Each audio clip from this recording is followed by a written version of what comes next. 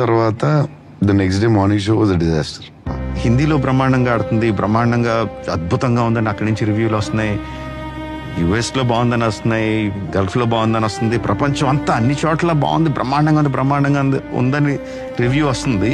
But మాకు major portion of డబ్బులు రావాల్సింది తెలుగు స్టేట్స్ నుంచి, ఆంధ్ర తెలంగాణ నుంచి రావాలి. అక్కడ వస్తున్న టాక్ మాత్రం అతి భయంకరంగా ఉండింది. అంటే ఐమే చాలా మంది చూసే ఉంటారు, శివుడు భుజం మీద శివలింగం కాదు జండు బాంబు పెట్టి అది సర్క్యులేట్ అవుతా ఉంది. ఇంత బ్యాడ్ గా ఉంది సినిమా అని సర్క్యులేట్ అవుతుంది.